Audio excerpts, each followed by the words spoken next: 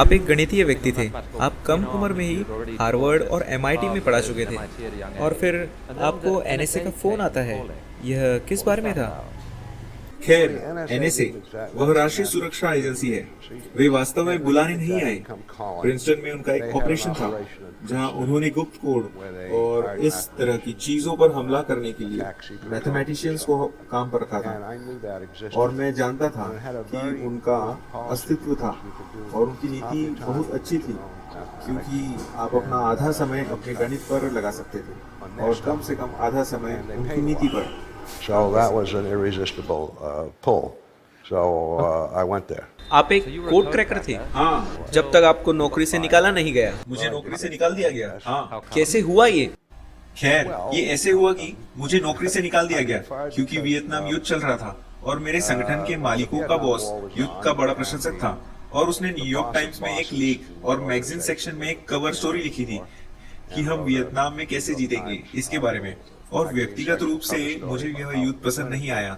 मुझे लगा था कि ये मूर्खतापूर्ण है और मैंने टाइम्स को एक पत्र लिखा जिसे उन्होंने प्रकाशित किया। मेरा यह कहना कि मैक्सवेल टेलर के लिए काम करने वाला हर व्यक्ति, अगर किसी को वह नाम याद है, उनके विचारों से मैं सहमत नहीं हूँ और मैंने अपने विचार दिए। ओ ठीक है, मैं देख सकता हूँ कि ऐसा होगा। हाँ, मुझे याद है जो जगह टेलर से भिन्न थे, लेकिन आखिर में किसी ने कुछ नहीं कहा। लेकिन तब इस समय मैं 29 साल का था और कोई बच्चा मेरे पास आया और कहा कि वह न्यूज वीक पत्रिका का पत्रकार है और वह मेरा इंटरव्यू लेना चाहता था और पूछना चाहता था कि मैं अपने विचारों के बारे में क्या कर रहा हूँ। और मैंने उससे कहा कि मैं अब ज्यादातर मैथमेटिक्स कर रहा हूँ और जब युद्ध खत्म हो जाएगा तब मैं ज्यादातर उनका काम करूंगा। फिर मैंने वह एकमात्र बुद्धिमानी भरा काम किया जो मैंने उस दिन किया था। मैंने अपने स्थानीय बॉस को बताया कि मैंने वह इंटरव्यू दिया था और उसने कहा, आपने क्या कहा? और मैंने उसे वही बताया जो मैंने कहा था और फिर उसने कहा मुझे टेलर को बुलाना है। उन्होंने टेलर को बुलाया। इसमें 10 मिनट लगे। उसके 5 मिनट बाद मुझे निकाल दिया। यह बुरा नहीं था क्योंकि आप स्टोनी ब्रुक तक गए थे और अपने गणितीय करियर को आगे बढ़ाया। यह आदमी कौन है? आपने यहाँ इस आदमी के साथ काम करना शुरू किया। यह कौन है? Oh, Chern. शेन सदी के महान मैथमेटिशियंस में से एक थे। मैं उन्हें तब से जानता था जब मैं बर्कले में ग्रेजुएट का छात्र था और मेरे पास कुछ विचार थे और मैं उन्हें उनके पास लाया और उन्हें वे पसंद आए। हमने मिलकर यह काम किया जिसे आप वहाँ आसानी से देख सकते हैं। वहाँ है। इसके फलस्वरूप आपको एक साथ मिलकर एक प्रसिद्ध पेपर पब्लिश करना पड़ा। क्या आप बता सकते हैं कि वह काम क्या था? नहीं,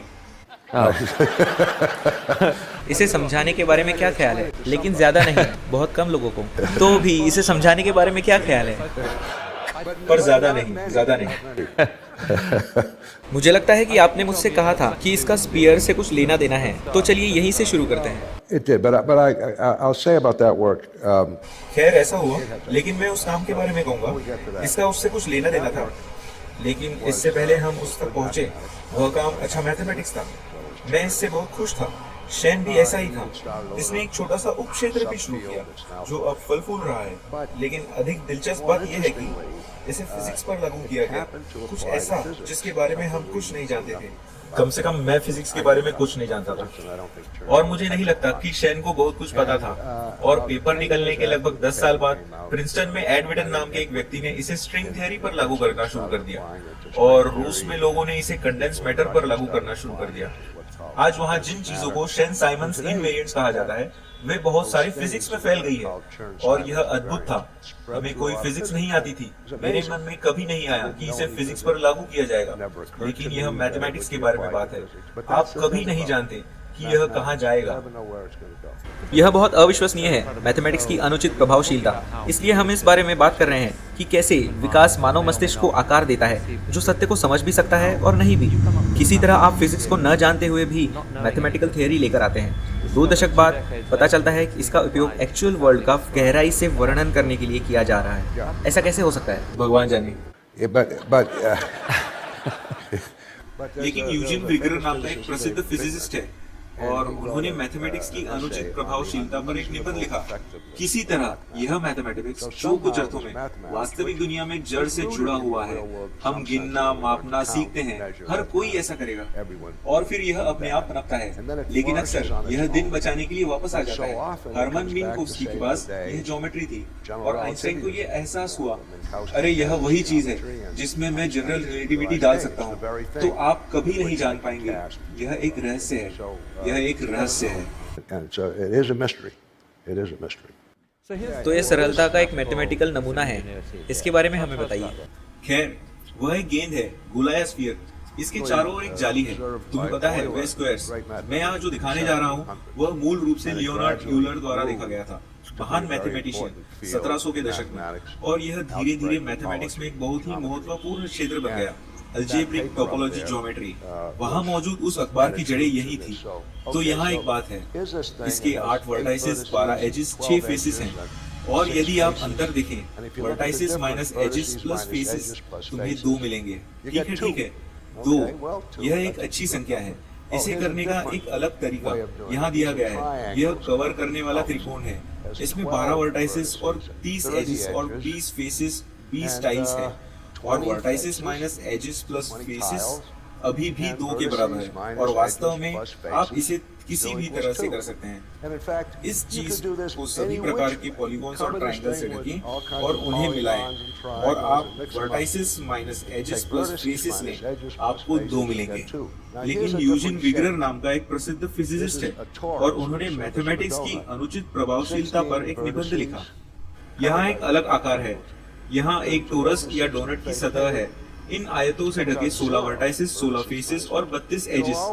वर्टाइसेस माइनस एजेस करने पर 0 प्राप्त होता है। यह हमेशा 0 निकलेगा। हर बार जब आप टोरस को स्क्वायर या ट्रायंगल से ढकते हैं, यह ऐसा कुछ भी, आपको 0 मिलेगा। तो इसे यूलर्स कैरेक्टरिस्टिक्स कहा जाता है, और इसे ही टोपोलॉजिकल इनवेरिएंट कहा जाता है। यह बहुत अद्भुत है। इससे कोई फर्क नहीं पड़ता कि आप इसे कैसे करते हैं, आपको हमेशा ही एक उत्तर मिलेगा। तो यह पहला प्रकार का जोर था, 1700 के दशक के मध्य से, एक विषय में जिसे अब बीजगणितीय टोपोलॉजी कहा जाता है। और आपके अपने काम ने इस तरह का एक विचार लिया और इसे आगे बढ़ाया। हायर डायमेंशनल थ्योरी में हायर डायमेंशनल वस्तुएं और नए इन्वेरिएंट्स पाए गए। हाँ, खैर पहले से ही हायर डायमेंशनल इनवेरिएंट्स मौजूद थे। कॉन्ट्रैगिन क्लासेस वास्तव में शेन क्लासेस थी। इस प्रकार के इनवेरिएंट्स का एक समूह था। मैं उनमें से एक पर काम करने के लिए संघर्ष कर रहा था, और इसे एक तरह से मिश्रित तरीके से मॉडल करें, इसके बजाय जिस तरह से ये आम तौर पर किया जाता था। और इससे यह काम शुरू हुआ और हमने कुछ नई चीजें उजागर की। लेकिन यदि यह श्री यूलियर के लिए नहीं होता, जिन्होंने मैथमेटिक्स के लगभग 70 खंड लिखे और उनके 13 बच्चे थे, लिखते समय वह स्पष्टतः अपने घुटनों पर किसी को झुलाते थे। यदि यह श्री यूलियर के लिए नहीं होता, तो शायद ये इनवेरिएंट्स चीजें नहीं होती, इनका अस्तित्व नहीं होता। ठीक है, तो इससे कम से कम हमें उस अद्भुत दिमाग का स्वाद मिल गया है। चलो रेनाइसेंस के बारे में बात करते हैं, क्योंकि आपने अद्भुत दिमाग लगाया और एनएसए में कोड क्रैकर रहे। आपने वित्तीय उद्योग में कोड क्रैकर बनना शुरू कर दिया है। मुझे लगता है कि आपने संभवतः कुशल बाजार सिद्धांत नहीं खरीदा है। किसी तरह आपको 2 दशकों में आश्चर्यजनक रिटर्न बनाने का एक तरीका मिल गया है। जिस तरह से मुझे यह समझाया गया है, आपने जो किया उसमें उल्लेखनीय बात केवल रिटर्न्स का आकार नहीं था। ऐसा है कि आपने उन्हें आश्चर्यजनक रूप से कम अस्थिरता और कम जोखिम के साथ लिया अन्य हैश फंडों की तुलना। तो आखिर में आपने ये ऐसा कैसे किया जिम? मैंने लोगों के एक अद्भुत समूह को इकट्ठा करके ऐसा किया। जब मैंने ट्रेडिंग करना शुरू किया तो मैं मैथमेटिक्स से थोड़ा थक गया था। मेरी उम्र 30 के आसपास थी, मेरे पास थोड़े पैसे थे। मैंने व्यापार शुरू किया और यह बहुत अच्छा चला। मैंने शुद्ध भाग्य से काफी पैसा कमाया। मेरा मतलब है, मुझे लगता है कि यह शुद्ध भाग्य था। यह निश्चित रूप से मैथमेटिकल मॉडलिंग नहीं था, लेकिन डेटा को देखने पर थोड़ी देर बाद मुझे एहसास हुआ, ऐसा लगता है जैसे यहाँ कोई स्ट्रक्चर है। और मैंने कुछ मैथमेटिशियंस को काम पर रखा और हमने कुछ मॉडल्स बनाने शुरू किए, बिल्कुल वैसा ही जैसे हमने IDA institute for defence analysis में किया था। आप एक एल्गोरिदम डिजाइन करते हैं, आप उसका कंप्यूटर पर परीक्षण करते हैं, यह काम करता है या यह काम नहीं करता, और इसी तरह। क्या हम इस पर एक नज़र डाल सकते हैं, क्योंकि यहाँ कुछ कमोडिटीज़ का एक विशिष्ट ग्राफ है। मैं उसे देखता हूँ और कहता हूँ यह सिर्फ एक रैंडमनेस है, ऊपर नीचे चलना। शायद उस पूरी अवधि में लिटिल अप ट्रेंड हो। आप इसे देखकर कैसे व्यापार कर सकते हैं? और क्या आपने कुछ ऐसा देखा जो रैंडम नहीं था? पुराने दिनों में यह पुराने दिनों का एक ग्राफ है। कमोडिटीज या करेंसीज में ट्रेंड्स की प्रवृत्ति थी। जरूरी नहीं कि बहुत हल्का ट्रेंड आप यहाँ देखें, लेकिन पीरियड्स में ट्रेंड हो रहा है। और यदि आपने तय कर लिया है, ठीक है, मैं आज प्रिडिक्ट करने जा रहा हूँ पिछले 20 दिनों की एवरेज चाल से, शायद यह एक अच्छी प्रिडिक्शन होगी और मैं कुछ पैसे कमाऊंगा। और वास्तव में वर्षों पहले ऐसा सिस्टम काम करता था, खूबसूरती से नहीं, लेकिन यह काम करेगा। आप पैसा कमाएंगे, आप पैसा खो देंगे, आप पैसा कमाएंगे, लेकिन यह कुछ दिन, एक साल के बराबर है, और आप उस अवधि के दौरान थोड़ा पैसा कमा लेंगे। यह एक बहुत ही अल्प विकसित सिस्टम है। तो आप परीक्षण करेंगे समय में लेंस ऑफ ट्रेंड्स का एक ग्रुप और देखें कि क्या, उदाहरण के लिए 10 दिन का ट्रेंड या 15 दिन का ट्रेंड इस बात का प्रेडिक्शन लगाती थी कि आगे क्या होगा। हाँ, निश्चित रूप से आप उन सभी चीजों को आजमाएंगे और देखेंगे कि क्या सबसे अच्छा काम करता है। 60 के दशक में ट्रेंड फॉलोइंग बहुत अच्छी रही होगी, और 70 के दशक में यह बिल्कुल ठीक था, और 80 के दशक में ऐसा नहीं था। क्योंकि हर कोई उसे देख सकता था। तो आप क्राउड के आगे कैसे रहे? हम अन्य दृष्टिकोण खोजकर क्राउड से आगे रहे, कुछ हद तक शॉर्ट टर्म दृष्टिकोण। असली बात भारी मात्रा में डेटा इकट्ठा करना था, और शुरुआती दिनों में हमें इसे हाथ से प्राप्त करना पड़ता था। हम फेडरल रिजर्व के पास गए और हिस्टोरिकल इंटरेस्ट रेट्स की कॉपी बनाई और इस तरह की चीजें, क्योंकि यह कंप्यूटर पर मौजूद नहीं था। हमें बहुत सारा डेटा मिला और बहुत बुद्धिमान लोग, यही कुंजी थी। मैं वास्तव में नहीं जानता था कि फंडामेंटल ट्रेडिंग करने के लिए लोगों को कैसे नियुक्त किया जाए। मैंने कुछ लोगों को काम पर रखा था, कुछ ने पैसे कमाए, कुछ ने पैसे नहीं कमाए। मैं उसे कोई बिजनेस नहीं बना सका, लेकिन मुझे पता था कि वैज्ञानिकों को कैसे नियुक्त करना है, क्योंकि मुझे उस विभाग में रुचि है। तो हमने यही किया, और धीरे धीरे से मॉडल बेहतर से बेहतर होते गए, और बेहतर और बेहतर। आपको रिनाइसेंस में कुछ उल्लेखनीय करने का श्रेय दिया जाता है, जो इस संस्कृति, इस लोगों के समूह का निर्माण कर रहा है, जो सिर्फ किराए के बंदूकी नहीं थे जिन्हें पैसों का लालच दिया जा सके। उनकी प्रेरणा रोमांचक गणित और विज्ञान करना था। खैर, मुझे आशा थी कि यह सच हो सकता है, लेकिन इसमें से कुछ पैसा था। उन्होंने बहुत सारा पैसा कमाया। मैं ऐसा नहीं कह सकता कि पैसों की वजह से कोई नहीं आया। मुझे ऐसा लगता है कि उनमें से बहुत सारे पैसों की वजह से ही आए थे, लेकिन वो इसलिए भी आए क्योंकि मजा आएगा। इस सब में मशीन लर्निंग ने क्या भूमिका निभाई? एक निश्चित अर्थ में हमने जो किया वह मशीन लर्निंग था। आप बहुत सारा डेटा देखते हैं और प्रयास भी करते हैं कि अलग अलग प्रेडिक्टिव स्कीम्स की नकल कर पाएं, जब तक आप इसमें बेहतर से बेहतर नहीं हो जाते। यह जरूरी नहीं है कि हम जिस तरह से काम किया जाए उसी तरह से उसका भी फीडबैक मिले, लेकिन ये काम कर गया हमारी ट्रेडिंग में। तो ये विभिन्न प्रेडिक्टिव स्कीम्स वास्तव में काफी जंगली और अप्रत्याशित हो सकती है। प्रेडिक्टिव एनालिसिस, मेरा मतलब है आपने हर चीज को देखा है ना? आपने मौसम, ड्रेसेस की लंबाई, राजनीतिक राय को देखा। हाँ, पोशाकों की लंबाई जिन्हें हमने आजमाई नहीं। किस तरह की बातें? खैर, सब कुछ उपयोगी लाभ देता है, झालर की लंबाई को छोड़कर। मौसम, annual reports, quarterly reports, historic data itself, volumes, आप इसे नाम दें, जो कुछ भी है। हम प्रतिदिन टेराबाइट्स डेटा लेते हैं और इसे दूर रखकर मालिश करें और एनालिसिस के लिए तैयार कर लें। आप इर्रेगुलरिटीज की तलाश कर रहे हैं, आप ढूंढ रहे हैं। जैसे आपने कहा कि एफिशिएंट मार्केट कॉन्सेप्ट सही नहीं है, लेकिन कोई भी इरेगुलरिटी महज एक रैंडम चीज हो सकती है। तो क्या यहाँ कई अजीब इरेगुलरिटीज को देखने का रहस्य है? और देखें कि वे कब पंक्ति में होते हैं। कोई भी एक इरेगुलरिटी एक रैंडम चीज हो सकती है। हालांकि यदि आपके पास पर्याप्त डेटा है तो आप बता सकते हैं कि ऐसा नहीं है। आप एक ऐसी इरेगुलरिटी देख सकते हैं जो काफी लंबे समय से बनी हुई है। इसके रैंडम होने की प्रोबेबिलिटी अधिक नहीं है, लेकिन ये चीजें कुछ समय बाद फीकी पड़ जाती हैं। इरेगुलरिटीज दूर हो सकती हैं, इसलिए आपको बिजनेस में टॉप पर रहना होगा। बहुत से लोग अब हेज फंड उद्योग को देखते हैं और एक तरह से इससे स्तब्ध हैं। वहाँ कितनी संपत्ति पैदा हुई है और इससे कितने लोग जुड़ते जा रहे हैं। क्या आपको उस इंडस्ट्री के बारे में कोई चिंता है? और शायद सामान्य तौर पर फाइनेंशियल इंडस्ट्री, एक तरह से भागती हुई ट्रेन में होना, मुझे नहीं पता, असमानता बढ़ाने में मदद हेज फंड इंडस्ट्री में जो हो रहा है उसका समर्थन आप कैसे करेंगे?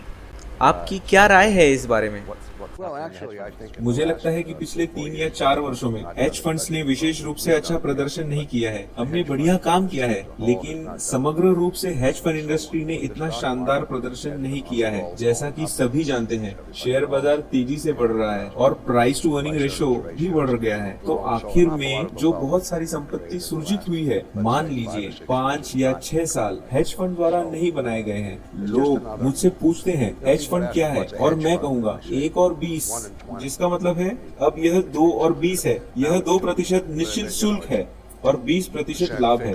हेज फंड सभी विभिन्न प्रकार के प्राणी हैं। All different kind of creatures. अफवाह यह है कि आप उससे थोड़ी अधिक फीस लेते हैं। Yeah. हमने एक समय में दुनिया में सबसे ज्यादा फीस ली थी, 5 और 44।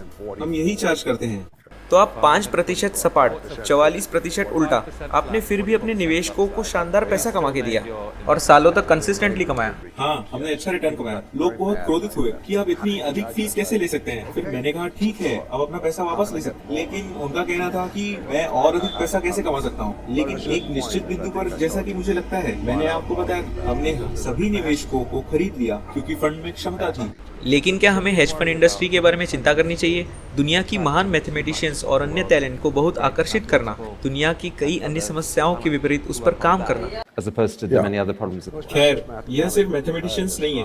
हम एस्ट्रोनॉमर्स और फिजिसिस्ट और इस तरह के टैलेंट को काम पर रखते हैं। मुझे नहीं लगता कि हमें इसके बारे में ज्यादा चिंता करनी चाहिए। यह अभी भी काफी छोटा उद्योग है और वास्तव में साइंस को इन्वेस्टमेंट की दुनिया में लाना, उस दुनिया को बेहतर बनाना है।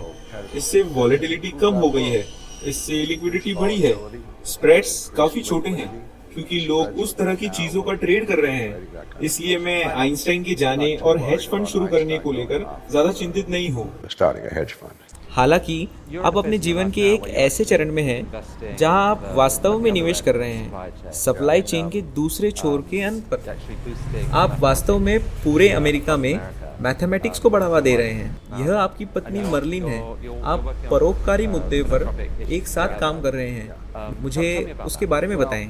खैर, मर्लिन ने शुरू किया, वह वहाँ ऊपर है, मेरी सुंदर पत्नी। उन्होंने लगभग 20 साल पहले फाउंडेशन की शुरुआत की थी। मुझे लगता है 1994 में। मेरा दावा है कि यह 93 था, लेकिन वह कहती है कि यह 94 था। लेकिन यह उन 2 वर्षों में से एक था। हमने दान देने के लिए एक सुविधाजनक तरीके के रूप में फाउंडेशन की शुरुआत की। वह किताबें वगैरह रखती थी। उस समय हमारे पास कोई विजन नहीं था, लेकिन धीरे धीरे एक विजन सामने आया जो मैथमेटिक्स और साइंस पर ध्यान केंद्रित करने के लिए था, बेसिक रिसर्च पर ध्यान केंद्रित करने के लिए था, और हमने यही किया है। 6 साल पहले मैंने रिनायसेंस छोड़ दिया और फाउंडेशन में काम करने चला गया। तो हम यही करते हैं। I left Renaissance and went to work at the foundation. So that's what we do. और इसलिए अमेरिका के लिए मैथमेटिक्स मूलतः निवेश है। देश भर के गणित शिक्षकों में उन्हें कुछ एक्स्ट्रा इनकम देना, उन्हें सहायता और कोचिंग देना, और वास्तव में इसे और अधिक प्रभावी बनाने का प्रयास करना, और इसे एक आह्वान बनाएं जिसकी शिक्षक आकांक्षा कर सकें। It's हाँ, बुरे शिक्षकों की पिटाई करने के बजाय, जिसने पूरे एजुकेशनल कम्युनिटी में मनोबल संबंधी समस्याएं पैदा कर दी हैं, विशेषकर मैथमेटिक्स और साइंस में, हम अच्छे लोगों का जश्न मनाने और उन्हें दर्जा देने पर ध्यान केंद्रित करते हैं। हाँ, हम उन्हें अतिरिक्त धन देते हैं, प्रति वर्ष $15,000। आज हमारे पास न्यूयॉर्क शहर के पब्लिक स्कूलों में 800 गणित और विज्ञान शिक्षक हैं। एक कोर के भाग के रूप में उनमें गजब का मनोबल है। वे मैदान में डटे हुए हैं। अगले वर्ष यह 1000 हो जाएगा और यह 10% होगा। न्यूयॉर्क शहर के पब्लिक स्कूलों में गणित और विज्ञान के शिक्षकों की संख्या। जिम, यह एक परियोजना है जिसका आपने परोपकार पूर्वक समर्थन किया है। मुझे लगता है कि जीवन की उत्पत्ति पर शोध करें। हम यहाँ क्या देख रहे हैं? खैर, मैं इसे 1 सेकंड के लिए बचा कर रखूंगा और फिर मैं तुम्हें बताऊंगा कि तुम क्या देख रहे हो। जीवन की उत्पत्ति एक दिलचस्प प्रश्न है। हम यहाँ कैसे आए? खैर, 2 प्रश्न हैं। पहला, जियोलॉजी से बायोलॉजी तक का मार्ग क्या है? हम यहाँ कैसे आए? और दूसरा सवाल यह है कि हमने शुरुआत किससे की? क्या सामग्री, यदि कोई हो, क्या हमें इस मार्ग पर काम करना होगा? ये तो बहुत ही दिलचस्प सवाल है। पहला प्रश्न, जियोलॉजी से आरएनए तक एक टेढ़ा रास्ता है या ऐसा कुछ, ये सब कैसे काम किया? और दूसरा, हमें किससे काम लेना है? खैर, जितना ज्यादा हम सोचते हैं उससे कहीं ज्यादा। तो जो चित्र है उसमें एक तारा बनता हुआ दिखाई दे रहा है। अब हर साल हमारी आकाशगंगा में, जिसमें 100 अरब तारे होते हैं, हर रोज लगभग नए 2 तारे बनते हैं। मुझसे मत पूछो कैसे, लेकिन वे बनाए गए हैं और उन्हें व्यवस्थित होने में लगभग 10 लाख वर्ष लग जाते हैं। अतः स्थिर अवस्था में किसी भी समय लगभग 2 मिलियन तारे बनते हैं। वह कहीं न कहीं इस बसने के अवधि के दौरान है, और यह सब बकवास इसके चारों ओर घूम रही है, धूल और सामान। और यह संभवतः एक सौर मंडल या जो कुछ भी बनेगा का निर्माण करेगा। लेकिन बात यह है, इस धूल में जो एक बनते तारे को घेरे हुए है, अब महत्वपूर्ण कार्बनिक अणु पाए गए हैं। अणु न केवल मीथेन की तरह, बल्कि फॉर्मेल्डिहाइड और साइनाइड, चीजें जो निर्माण खंड है, बीज, यदि आप चाहें जीवन की, तो यह सामान्य हो सकता है। और यह सामान्य हो सकता है कि ब्रह्मांड के चारों ओर के ग्रह इन बुनियादी निर्माण खंडों में से कुछ के साथ शुरू होते हैं। अब क्या इसका मतलब यह है कि चारों ओर जीवन ही जीवन होगा? शायद। लेकिन सवाल यह है कि ये रास्ता कितना टेढ़ा है, उन कमजोर शुरुआतों से, उन बीजों से जीवन तक, और उनमें से अधिकतर बीज बंजर ग्रहों पर गिरेंगे। This path is from those frail beginnings, those seeds, all the way to life. And most of those seeds will fall on fallow. तो आपके लिए व्यक्तिगत रूप से हम कहां से आए हैं, इस प्रश्न का उत्तर ढूंढना, यह चीज कैसे घटित हुई, यह कुछ ऐसा है जिसे आप देखना पसंद करेंगे। वह देखना अच्छा लगेगा और जानना पसंद है। यदि वह रास्ता काफी टेढ़ा मेढ़ा और इतना असंभव है, इससे कोई फर्क नहीं पड़ता कि आप किससे शुरुआत करते हैं। हम एक सिंगुलैरिटी हो सकते हैं, लेकिन वही दूसरी ओर यह सारी जैविक धूल जो चारों ओर तैर रही है, वहाँ हमारे बहुत सारे दोस्त हो सकते हैं। यह जानकर बहुत अच्छा लगेगा। जिम, कुछ साल पहले मुझे इलॉन मस्क से बात करने का मौका मिला था और मैंने उनसे उनकी सफलता का रहस्य पूछा, और उन्होंने कहा कि फिजिक्स को गंभीरता से लेना ही यही था। आपकी बात सुनकर मैं आपको यह कहते हुए सुन रहा हूँ कि मैथमेटिक्स को गंभीरता से लेना है, जिसने आपके पूरे जीवन को प्रभावित किया है। इसने आपको पूर्णतः भाग्यशाली बना दिया है, और अब यह आपको निवेश करने की अनुमति दे रहा है पूरे अमेरिका और अन्य जगहों पर हजारों लाखों बच्चों के भविष्य में। क्या ऐसा हो सकता है कि साइंस वास्तव में काम करता हो, वह मैथमेटिक्स वास्तव में काम करता है? Well, math certainly works. गणित निश्चित रूप से काम करता है, लेकिन यह मजेदार रहा। मर्लिन के साथ काम करना और इसे देना बहुत आनंददायक रहा। बस इसे ढूंढे, यह मेरे लिए एक प्रेरणादायक विचार है। ज्ञान को गंभीरता से लेने से इससे बहुत कुछ प्राप्त किया जा सकता है। तो आपके अद्भुत जीवन के लिए और यहाँ टेड पर आने के लिए धन्यवाद। Thank you. Jim Simon. Thank you. That was really interesting.